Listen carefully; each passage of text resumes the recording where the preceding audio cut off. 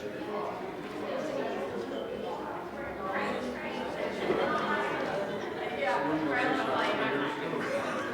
look cold.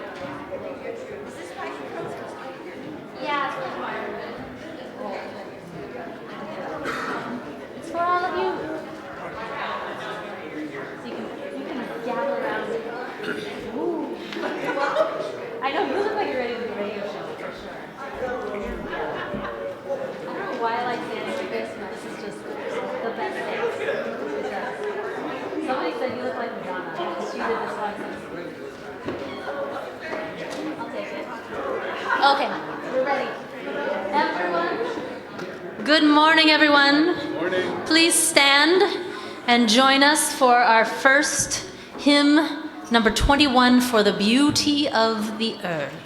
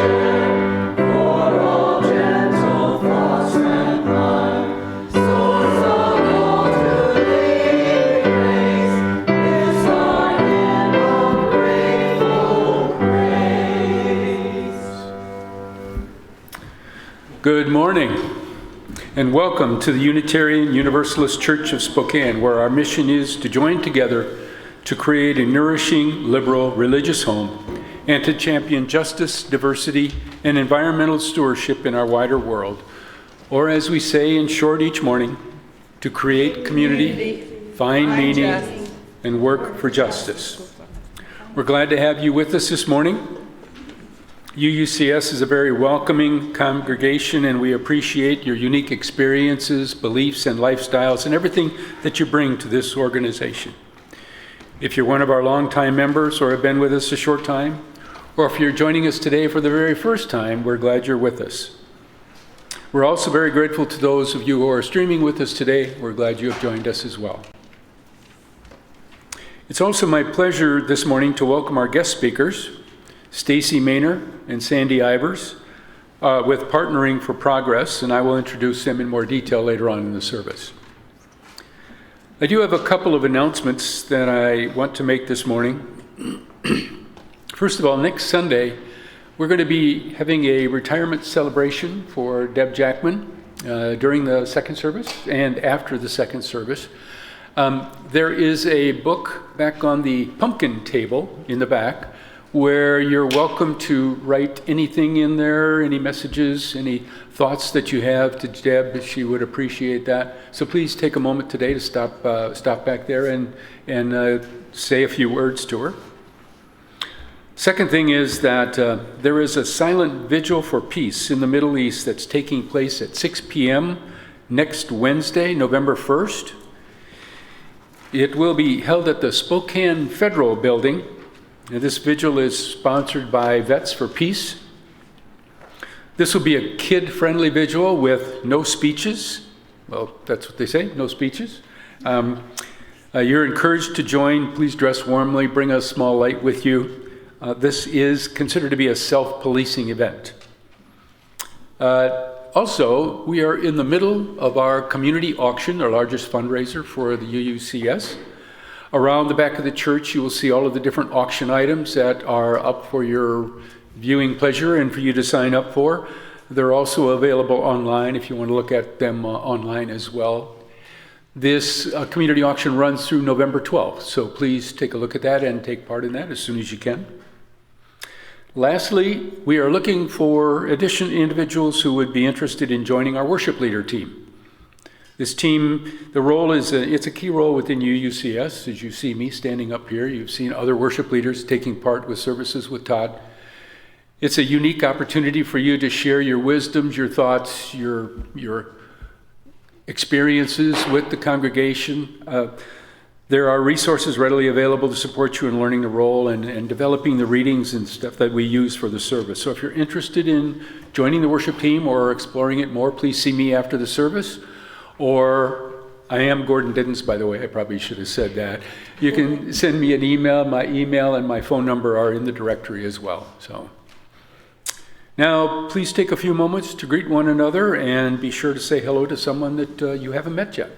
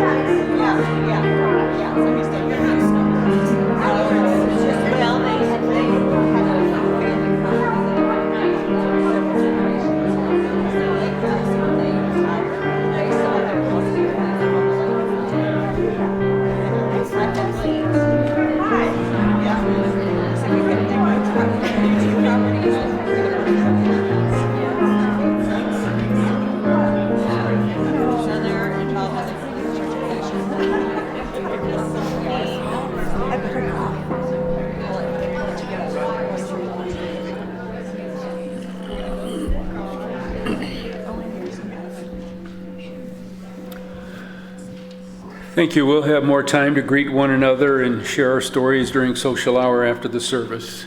And you can always enjoy the coffee and the good conversation. So we will now turn from our informal greetings of one another to formally begin our service by lighting our chalice. The chalice is our symbol of Unitarian Universalism, the symbol of our unity and solidarity, of our openness and inclusion, of our community and individual uniquenesses. May this small flame be our offering of warmth to those who are cold and alone, and a light to those in darkness. And may it be a flame that ignites justice in our world and a beacon of hope to those in need. And may it reflect at least a spark of truth wherever truth has been lost, and cast a healthy shadow of doubt wherein it has been found. For my opening reflection this morning, I'm going to share some words from Dean Koontz. All human lives are so profoundly and intricately entwined, those dead, those living, and those generations yet to come, that the fate of all is the fate of each, and the hope of humanity rests in every heart and in every pair of hands.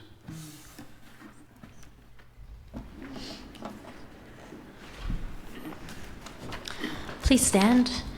Join me for number 1031 in the turquoise hymnal. May I be filled with loving kindness. We'll go through 3 times. I, you, and then we.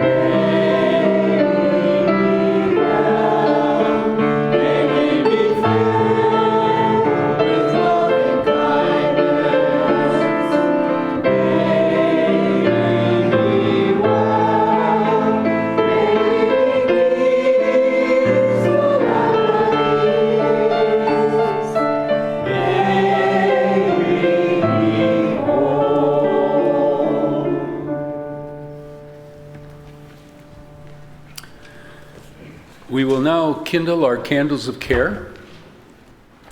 Each time we gather as a congregation, there are always those who are with us in our minds and our hearts, and who we want to wrap in our love and care. We kindle a candle today for Jacob Johns, who continues to recover in the hospital from the injuries he incurred in late September. We also kindle candles for those involved in the Middle East and Ukraine today, with all the atrocities that they are facing. Let us share a moment in silence, embracing others who are here and here in our hearts and minds this morning. And you're welcome to share their names out loud as you are willing.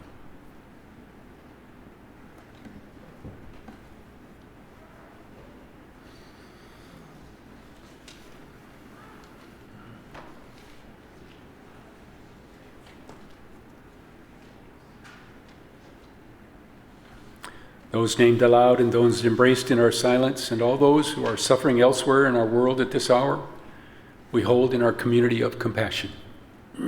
And we now gratefully give and receive this morning's offering, which sustains this community and its mission to the larger world.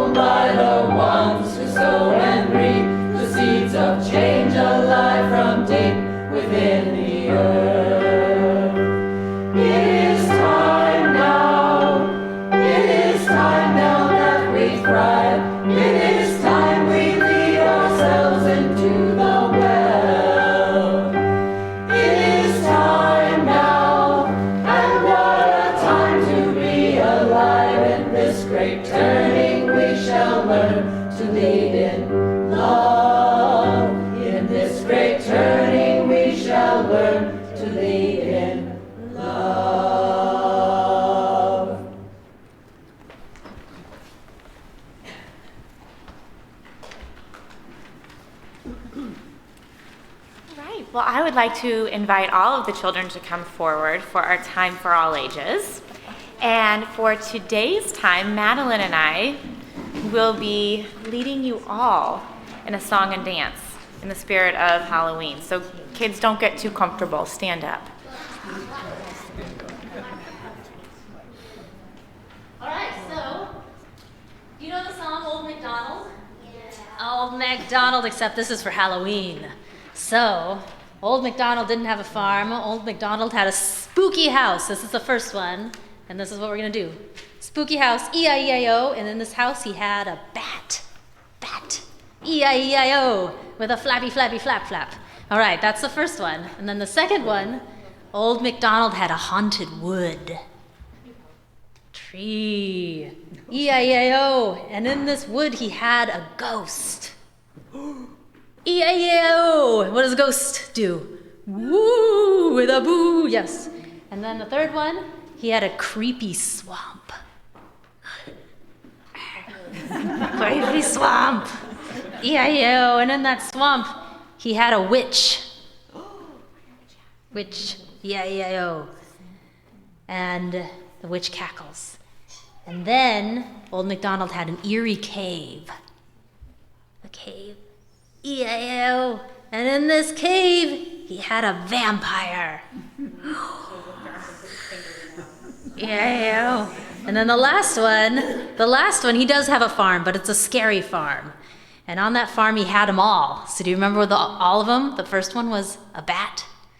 And the second was a ghost. And the third was a witch, a cackle. And then the fourth was a vampire. Yes. We're doing just the monsters. So the bat, the ghost, the witch, the witch, and the vampire. I got it. You know, she's the mover, I'm the singer. All right, and the choir is going to help us sing this. Ready? So choir's gonna stand. You gotta stand for this. Here we go. Grown-ups are welcome to do all these motions. Yeah, you're welcome to do this. If everyone, if you're into it, come on up. Right. Old MacDonald had a spooky house, E-I-E-I-O. And in this house he had a bat, E-I-E-I-O. With a flap, flap here and a flap, flap there. Here a flap, there a flap, everywhere a flap, flap. Old MacDonald had a spooky house, E-I-E-I-O. Old MacDonald had a haunted wood, E-I-E-I-O. And in this wood he had a ghost, E-I-E-I-O. With a woo here and a woo there. Here a woo, there a woo, everywhere a woo. Old MacDonald had a spooky Hollywood, creepy swamp. Old MacDonald had a swamp, E-I-E-I-O. And in this swamp he had a witch, E-I-E-I-O. With a cackle here and a cackle there. Here a cackle, there a cackle, everywhere a cackle. Old MacDonald had a creepy swamp, E-I-E-I-O. An eerie cave. Old MacDonald had an eerie cave, E-I-E-I-O. And in that cave he had a vampire, E-I-E-I-O. With a hiss here and a hiss there. Here a hiss, there and hiss, everywhere a hiss. Old MacDonald had an eerie cave, E-I-E-I-O. A scary farm. Old MacDonald had a scary farm, E-I-E-I-O. And on that farm he had them all, E-I-E-I-O. With a flap, flap here and a boo there. A cackle here and a hiss there. Old MacDonald's scary farm, E-I-E-I-O. Oh, good job. We did it. Thank you. Good job. Thank you, choir, for indulging us in this Halloween song. And join me now in singing our children out to the foyer. Go now in peace, go now in peace. May the spirit of love surround you everywhere, everywhere you may go. Okay, now, going into a time of meditation after that. You're all warmed up for meditation. Okay, all right. As we move into a time of meditation, find a comfortable position. Close your eyes if you wish. Take a deep breath in. Breathe out. Through it all, we attempt to bring balance to the present moment, understanding that in patience lies wisdom, knowing that what will come next will be determined in large measure by how we are now. This is helpful to keep in mind when we get impatient in our meditation or when we get frustrated, impatient, and angry in our lives. Lao Tzu in the Tao Te Ching asks this of us: do you have the patience to wait till your mud settles and your water clears? Can you remain unmoving till the right action arises by itself?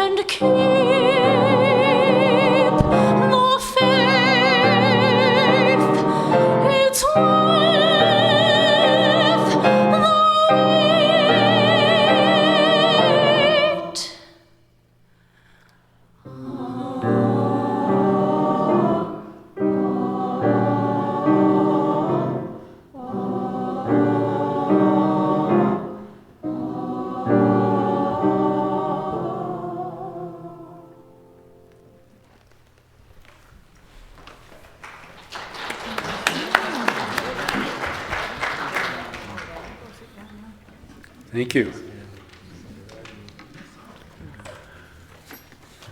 Today we are honored to have a couple guest speakers with us.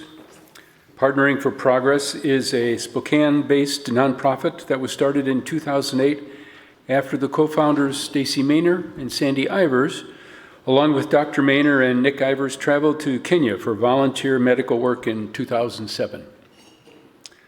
The need of these villages in southwest Kenya was great: child malnutrition, diarrheal diseases from unclean water and poor sanitation, lack of education for girls, and poverty was endemic. And they knew after this trip that they needed to do something to work with people in this remote village in Kenya. And out of this experience, Partnering for Progress was born. Stacey Maynor has been so fortunate doing international volunteer medical work throughout her life, starting at age 19, with an amazing trip to Mexico. This experience cemented her passion to continue to do this work. She and her husband, Mike, a retired emergency room physician, have done many international medical trips throughout their married life. 20 years ago, Stacey went back to school to become a nurse practitioner, which opened doors to provide medical care in various countries. Sandy Ivers is a retired special ed teacher, a high school coach, and a mother of 3 adult sons and 3 grandchildren. As a young person, her nuclear family ingrained in her the importance of volunteer work. And along with her husband, Jim, they were involved with volunteer work in the Spokane, Idaho areas and in Ecuador. One pillar of P4P's program, Partnering for Progress program, that is dear to Sandy's heart, is the Education Scholarship Program. As an educator, she understands the importance of education in elevating people, especially women and children, out of poverty. Sandy is the Education Committee chair focused on their scholarship program, providing an avenue for many young people to attend school and beyond to college. So please join me in welcoming Stacey and Sandy this morning.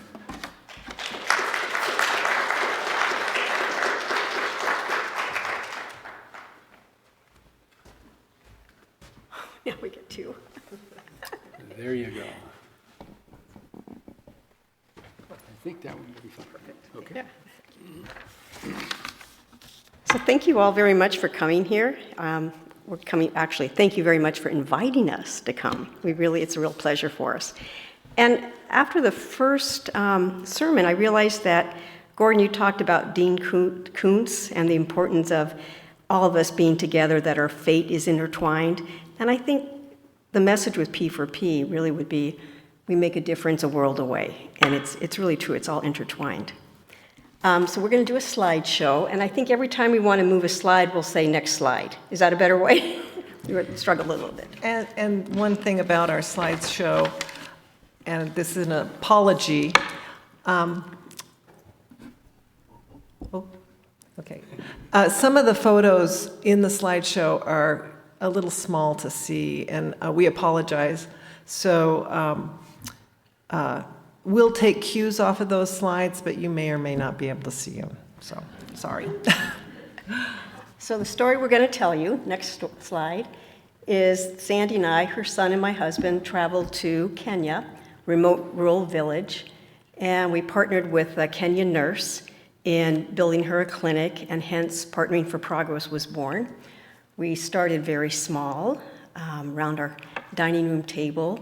Fundraisers were garage sales and selling. We didn't sell lemonade, but we were selling Bake sales. bake sales. Next slide. And it has really grown. We now have a strong board. We have an executive director. We have an assistant. And in the country of Kenya, we have 3 people that work there. There is Nerea, she's our program coordinator. Joshua is in charge of economic development. Charles is with the health, and we have an intern now. Next slide. So there is Kenya. I think we're really, we're closest really to the Tanzania border, and it's pretty much an open border. And some of the Tanzanians, when we were doing a lot of healthcare, would come over and get some of their healthcare through our program. Next slide. You want to do that one, Sandy? So in that slide, you might see a red dot. That is where Maguri, which is the town that we stay in when we are providing services up in the communities of Kapanga and Griebe.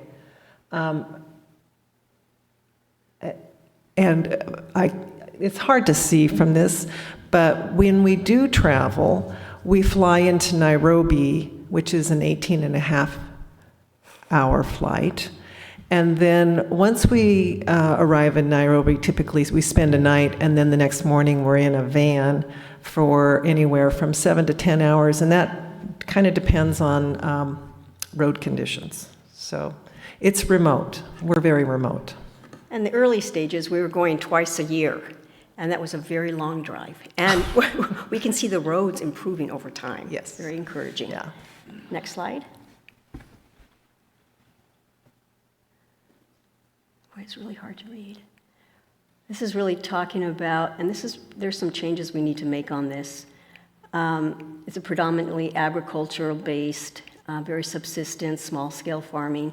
And the average age when we got there is so different from now. Women are living to age 60, and men are still in their, I think, late 30s or early 40s. When we first got there, there was a significant HIV pandemic, and 1 out of 4 people that we were seeing were positive for HIV. It has since subsided. The government has really stepped in and doing great treatment and outreach. We believe in our catchment area, and we say believe because it is hard in a developing country to get accurate census data. But we believe we're serving about 10,000 people. Next slide. That's spread over what we call 27 villages. But we do kind of separate them, Kapanga and Griebe, for our own ability to work with them. The interesting thing about this slide is that there is no safety net. In America, we have Medicare, Medicaid, we have health insurance, and in Kenya, they don't have that. But what they do have is a very strong family and community base. And if you're struggling, you will always see the family or community step up and help out. Next slide.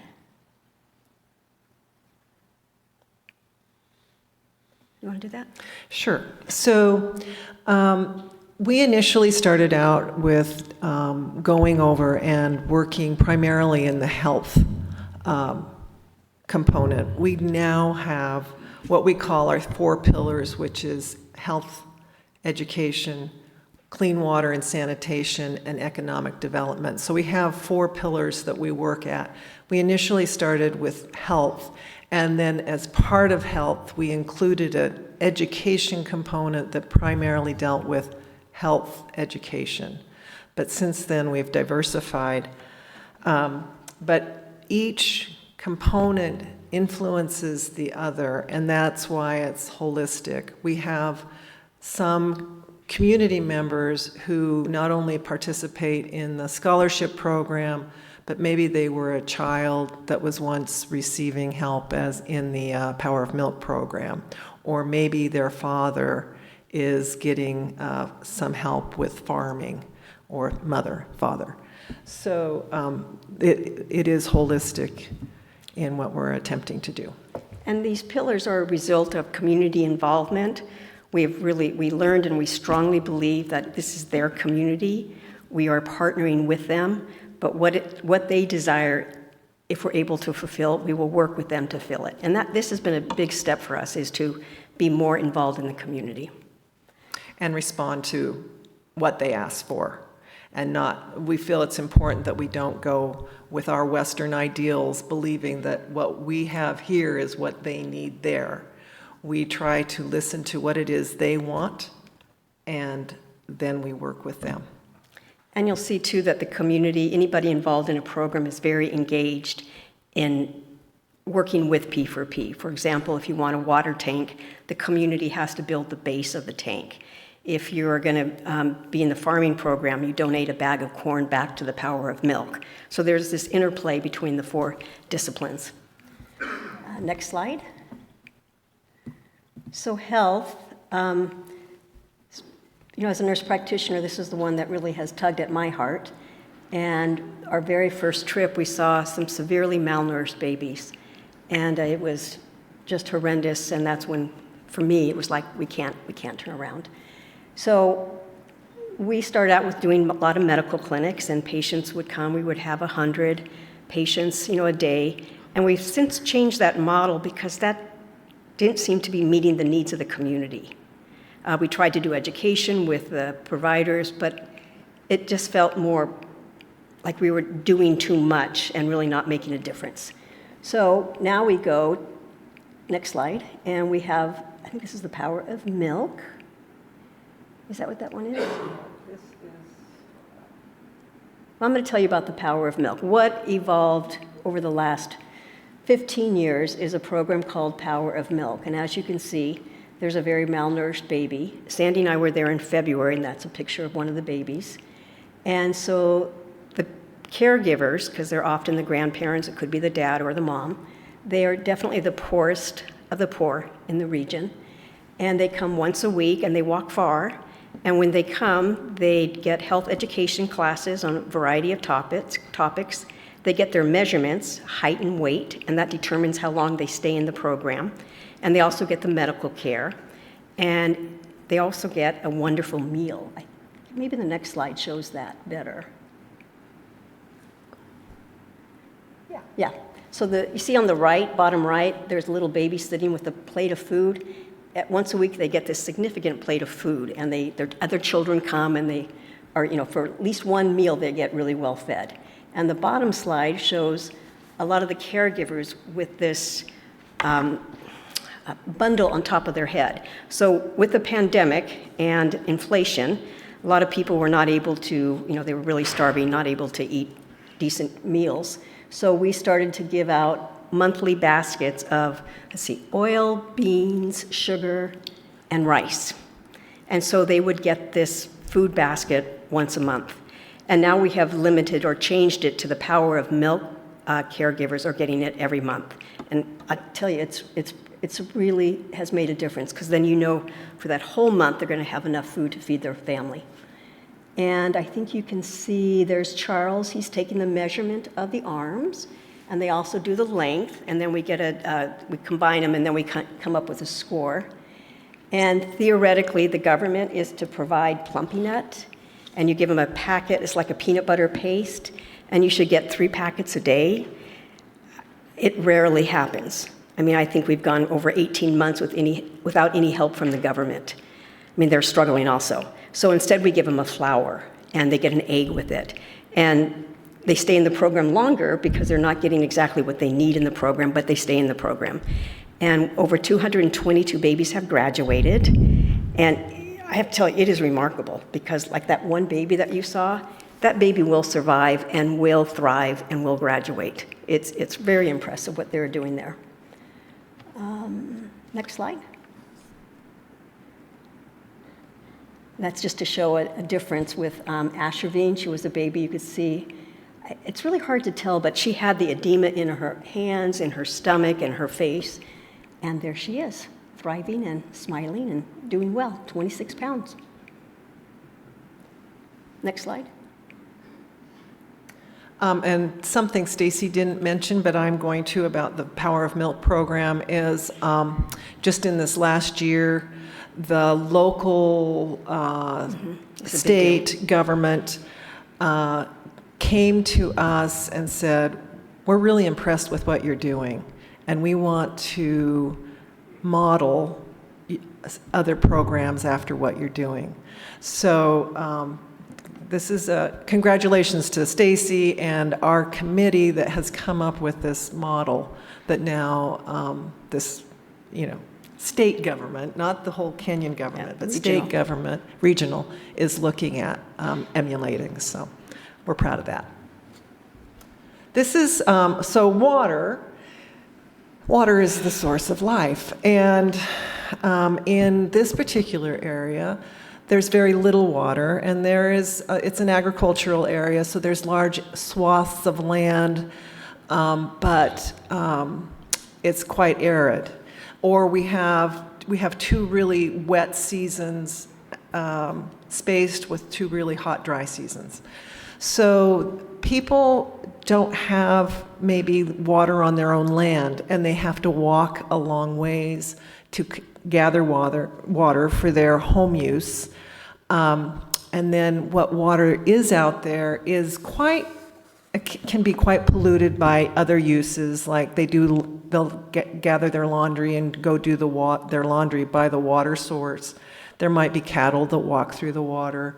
They might bathe close to the water. So there's a lot of impurities in addition to silt and all of the other stuff.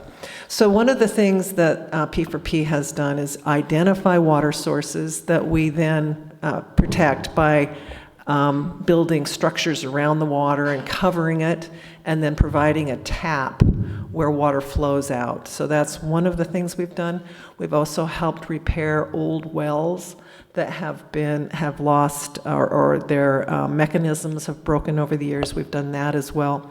But we've encouraged the communities to develop their own little water districts so that they have a bit of a savings account. So in that water district, you pay minimal amount of water or minimal amount of money to use the water. But if something should happen, that community now has a savings account where they can repair it without waiting for the government to show up to repair it, or maybe another nonprofit. So we're trying to stress sustainability with all of our projects, but this is one that I think is a good example of sustainability. Another thing we've done is we've gone to the schools and some of the other public buildings and provided water tanks, but the school or the clinic or whoever we're helping needs to provide the rain gutter for the water to flow into and the base for the water tank. So they have to buy in, which is important. That's ownership for them. And you take better care of things you own than things you just are given to you. So we try to pull them in at every step. We also, during COVID, you want to talk about the water hand washing stations? Oh, yeah. And I was going to tell you, let me look at my, we have helped put in 33 tanks. We call them catchments. And then during COVID, we provided 66 water containers with soap at various locations, primarily schools, again outside of clinics, and in community gathering areas. We provided these hand washing stations so they can wash their hands more frequently. And on a side, interestingly, there were not a lot of positive COVID cases. Very few people had COVID. Very interesting. They're outside a lot. That's the only thing we can think of. Next slide. So education supports bright futures. In Kenya, kids can children can go to school to age, let's say, 13 through 8th grade. But once they finish that grade, their parents have to come up with money to send them on to secondary school. And most families cannot afford this. So one of the things we have done is we've put together a scholarship program. It's based on need and on academics. And so we have several kids apply every year. We select about 7 or 8 on a good year. And send these kids to school. Once we make a commitment, we are agreeing to pay that child's tuition for 4 years. But there's a caveat, and that is the child has to be performing well in school, has to abide by our rules, which means, they have to stay in school, they have to keep their they have to behave. And so there's a lot of, we're expecting them to hold up their end of the deal. So far, we have graduated a number of kids. I've kind of lost track. But we also provide for the kids who are interested and are academic enough, we help them go to college and pay their tuition in college. However, we cannot be the only source. They have to go out and find other sources so that their tuitions are not nearly as burdensome. But we have we have 5 college graduates, and we have 7 that are currently enrolled. So we feel pretty good about that. Rose, who you will see or we've already discussed Rose. I think she's maybe the next slide. Let's see. Would you want to, next slide? There she is. There she is. Rose is one of our star students. She just finished her bachelor's degree at Kenyatta University, which is a flagship school. And she is now interning for us. We're very proud of her. And we've seen her home. She came from a very, very poor situation, lost her father as a young child. Her mother is a sustenance farmer, and she walked, her story's great. She actually walked to school in the dark so that she could get to school on time. And school was quite a ways away. So, she's a great example of what we're doing. Next slide, please. And this is another program for Days for Education. This is Days for Girls, where some of you may be aware of this program because we're not the only group that uses it. But young women in developing countries frequently miss about a quarter of their education because of their menstrual cycles. They have to stay home during those periods of time. So Days for Girls is a packet, and in that packet is 3 reusable menstrual pads, a system for cleaning them, pencils, and a few other little objects like that. And then they also get an educational component when they receive their packet, and that discusses, not only how to use this packet, but also it talks about their bodies, and it's an empowerment program about this is your body, you get to take care of it. So it's and we have probably distributed over 800 of those packets at this point. And we buy our packets. We used to bring them from here, but we have found a source now in Kenya, relatively close to where we are working, that actually make those. So we are purchasing our packets in Kenya. Next slide. So economic development, this came out of the community when we had a survey, and the majority of people wanted to improve their economic status, to move themselves out of poverty. And the majority of them picked agriculture as their main focus. So we have now economic development person that works. His name is Joshua. He's from the area. and he has been trained in farming God's way, which is it's quite complicated. He's had to take a lot of classes, and it's organic farming. So we take 20 farmers twice a year that enter the program, and these farmers get seeds, fertilizer, and a lot of education. And Joshua is trying to work on them to do other crops besides corn, but right now corn is their main crop. And you'll see in another slide, I think maybe do the next slide. There you go. So there's Joshua, and also there's Charles from the health, and you can see how tall the corn is. And it is dramatically different than the people who are not using this method. And what is exciting, the farmers walk by, they see the success of these other farmers, and they want to get engaged with P4P's program. At this point, we can only do 20 farmers, but I'm hoping that we can increase the number pretty soon.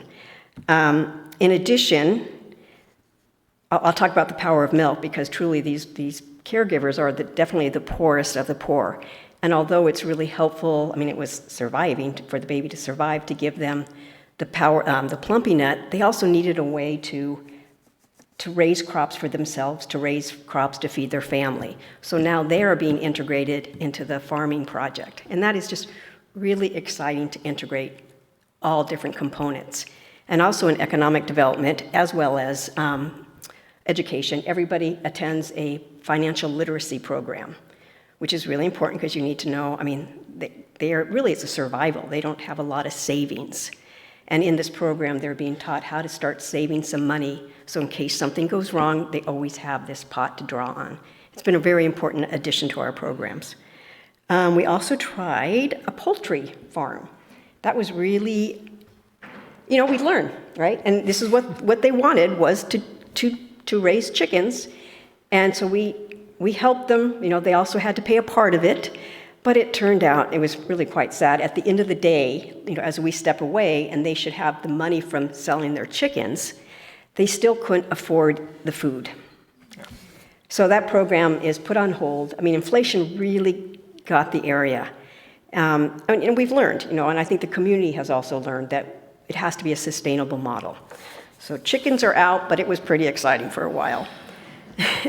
We also have, I'll let Sandy talk about this, we have some groups. Go ahead. Oh, okay. Is that the next slide, I think? Oh, wait. You see that bottom left slide? That was really fun.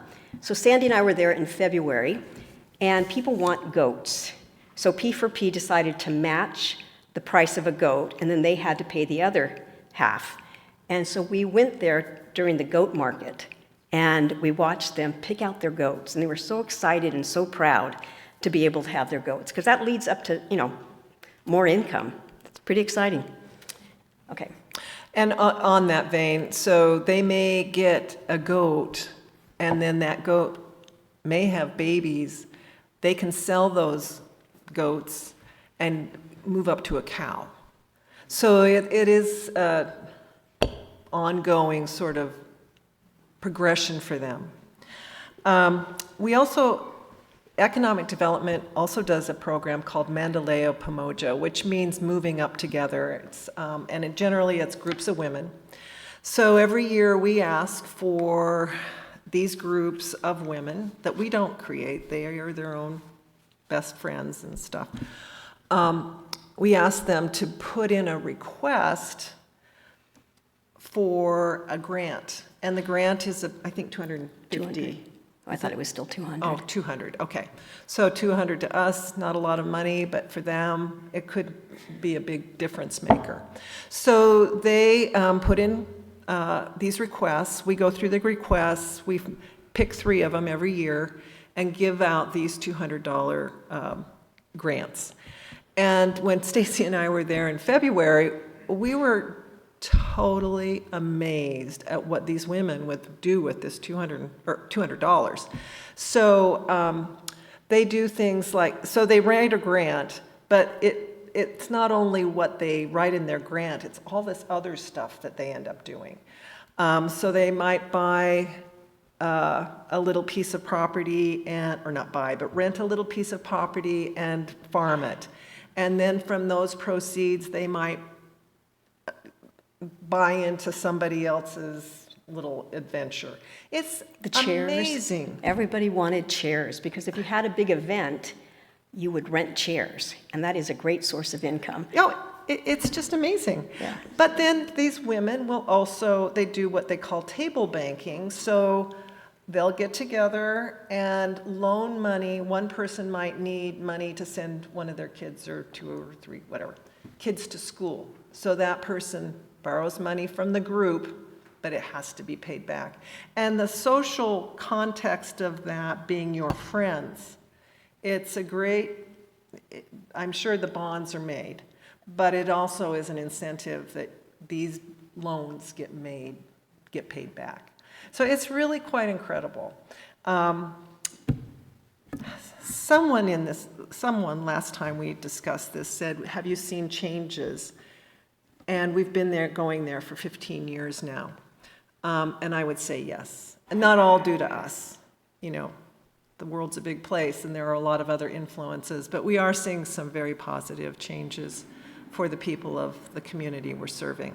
So we feel very good about that. And with COVID, we did not travel. So in February, that was the first trip that P4P took in 3 years.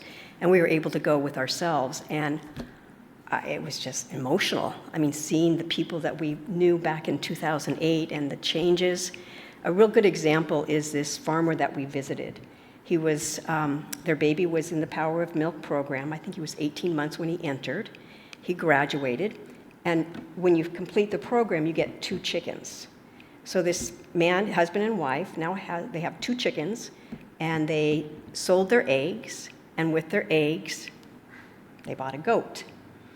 And the last we heard, he had bought a cow and sold the cow, and now he's saving to buy another cow.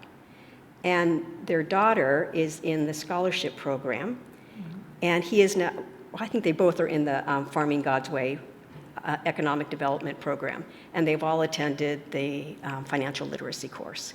It was a pleasure meeting them, just seeing where they were and where they are now.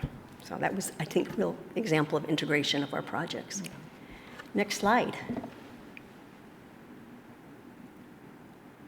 Oh, this is water, which we've discussed. And those photos are hard to see.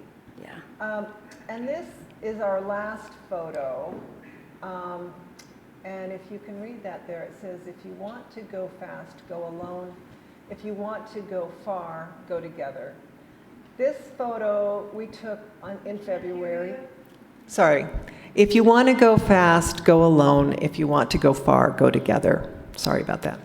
But we took this photo in February of last year in a schoolyard. And that is just so much joy and so much energy, but that is a typical schoolyard. Lots and lots of kids. The ratio of the classroom to teacher there is probably 3 times what you would see in an American school.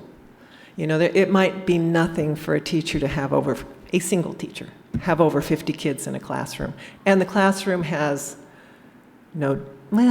we can call them a desk, but it's essentially a flat piece of wood that sits on a frame. It's amazing. It's amazing what we have and they don't have. So Partnering for Progress now, we've been around for 15 years. We started really small. I think we have a really strong board. We have a new executive director. But everything we do is all from donations from people who really believe in Partnering for Progress. So we just wanted to know if you are all interested in being a donor, go to our website, which is Partnering for Progress. And really, really important to us, if you'd like to be a volunteer, we would love to have more volunteers. You could join one of the committees. We're also looking for some board members. Our volunteers, that is the base of the success of P4P. So please, if you are interested, go to our website and just send an email that you'd like to be a volunteer. Are there any questions? Yes. What's the volunteer work entail? It can be a variety of things. So we have people who have been doing volunteer work for us here. It might town. It might be doing a presentation. It could be helping with the auction, which we just had this last weekend, or last Friday, I'm sorry. It could be, just a variety of things. If you were also working in a particular committee, it might be getting together with a group of people. We do a lot of stuff on Zoom now. So getting together and working on a committee that kind of governs what we do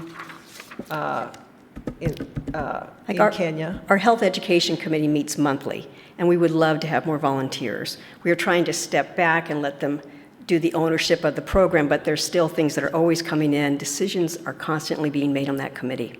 There's also education committee. Yeah. The water sanitation committee is a very fun committee. They typically meet in a brewery, and they have a great time. They have a lot of fun. They do, don't they? They have more fun than we do. I know. And economic development, that is, I'm just so excited about it, because that's going to be the future for the people in the area. And we also meet monthly for that program. And we're also trying to look for innovative ways to raise money. So, if somebody had like an innovative idea on fundraising, that would be something. So, and occasionally somebody comes to Kenya if that's, their sole, like, I want to do that. Any other questions? How do you communicate with them? Well, so Nerea is the program coordinator. She lives in Kisumu and travels every week to Kopanga. And Kate McCaslin is our executive director. So they are always on email contact. And then once or twice a month, they try to do a phone conversation. They used to do it over Zoom, but it really wasn't working. So I think they now have just gone to doing phone calls, and that's much better. It's been a challenge, real challenge. So, but I think we're doing a good job. I'm really impressed with how the group of people in Kenya are running the programs. They are truly committed, and especially Charles, he's been around forever with the Power of Milk program. He has a 6th grade education. He's really well respected in the community and is making some good progress. So the official language in Kenya is English, but most everybody in our community speaks Luo, which is their tribal language, and then there's Swahili, which is the trade language. So there's a variety of languages that we deal with, but it's always English, worked out. Yeah. Mainly English too. I think that's been the main. English. Yeah. Is there any other questions? Could we one more time just thank you for letting us be here today? Please look us up online.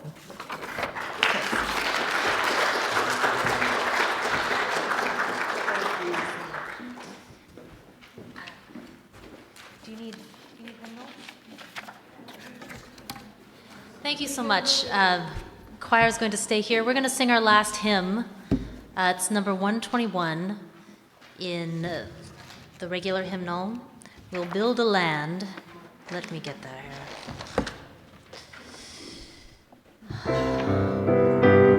Please stand.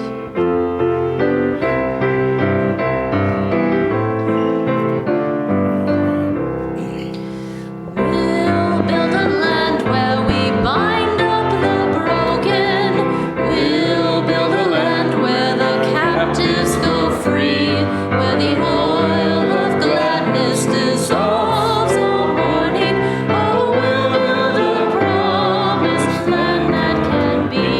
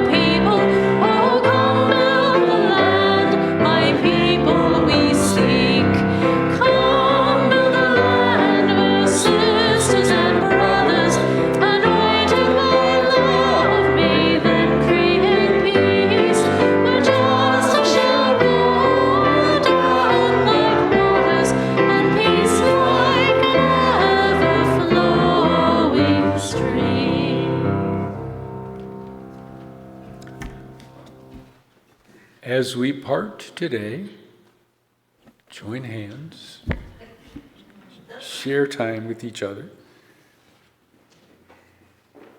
and reflect on these closing words from Reverend Steve Crump. That which is worthy of doing, create with your hands. That which is worthy of repeating, speak with a clear voice. And that which is worthy of remembering, hold in your hearts. And that which is worthy of living, go and live it now. Amen. Blessed be. Salam alaikum and shalom.